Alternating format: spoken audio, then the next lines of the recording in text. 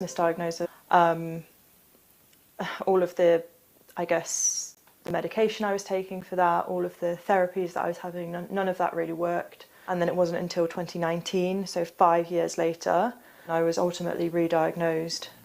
Being autistic myself, I'm keen to know what life was like in a sporting environment. Started doing well and medaling at World Cups, went to the World Championships.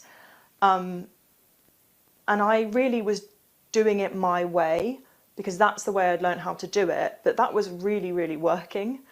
And I think if coaches had said, oh, wow, what this athlete does, it really works. Like, how can we incorporate that into our system rather than being like, okay, you've got here, let's completely change it because this is the way we do it. We just do it this way and that's it.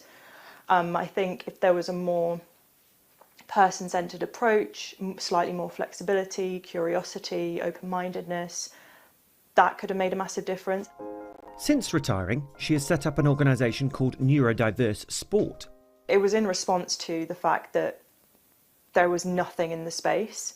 It baffles me that neurodiversity, the fact that every single person has differing neurology and behaviour traits, is something that is still stigmatised in sport. In London, I'm visiting triathlete Sam. He was diagnosed as autistic aged 3. On the track, he tells me about the benefits of regular competition. Self-esteem, and takes my anxiety away, and makes me feel more relaxed. The commitment required to compete has given Sam much needed focus, and he is enjoying breaking stereotypes. Becoming the first I'm with autism, it's like, sometimes I'm like, wow, I'm the only one with autism, a driver with autism. Normally in races, I'm normally the only autistic black skin in triathlon. Yeah, is it going to be like this all week? Yeah. Sam is coping better with the anxiety of talking to new people, but at the track, it can be tricky too. It gets so crowded. Sometimes we get the very hand on say track, I have to get away. That's the problem. Just becomes too overwhelming. Almost. Yeah, overwhelming. At home, Sam's dad and coach Tony tells me that when he's competing, hyperfocus takes over. We're always fascinated by him actually doing a triathlon race where there's loud noises and lots of people. And I think that's because he's so focused on the race at the time that he forgets what else is going on around him. It's clear Sam's happiest when he's in action, and he's hoping to become professional over the next year. Sam has one message for autistic people wanting to be involved in sport. And to tell them not to get for disability, not stop them from taking part in sport, but just go for it. Cara and Sam's experiences offer a glimpse into the world of neurodivergence.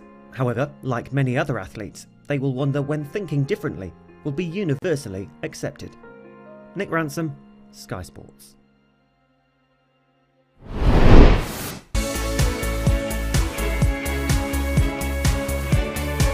The reason why I put out that tweet is just because... This Sky News Sports Bulletin is brought to you by Vitality. Now, here's a question for you this Easter Monday morning. What do York City Centre, Birkenhead Park and an Iron Age settlement all have in common? Find out in a sec.